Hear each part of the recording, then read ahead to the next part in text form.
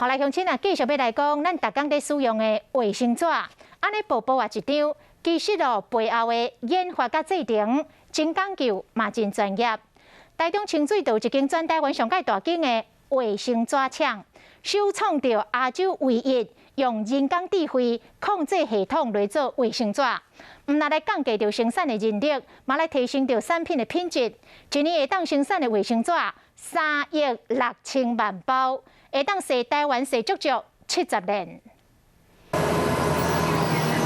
中国企业伫贴岛生产完的卫生纸可关度足足比一般人加2倍悬。这是清水老字号做纸厂引进全台湾上大的做纸机，透过 AI 控制系统做纸，减少90%的人力，产品的不良率更加减半，一天会使生产差不多100吨的卫生纸。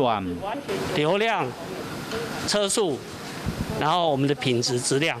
基本上全部在这里一目了然。卫生纸看起来薄薄一张尔，其实有真侪学问，就要先透过纤维的分析仪分析出长短纤维的比例，针对无同款的卫生纸来设计上适合的黄金比例，再来爱以人体机器来测试柔软度。公司投资真侪钱去研究甲生产，就是上准疫情的商机，扩大产量。一直非常自豪的，就是说我们在投资在所谓这方面或对新产品创发、对研发的部分，我们会做更大的投资。业者嘛表示讲，虽然原物料起将近6-7成，不过做纸厂透过自动化系统，甲平常时有欠一寡物料大量减少支出，来维持卫生纸的计效。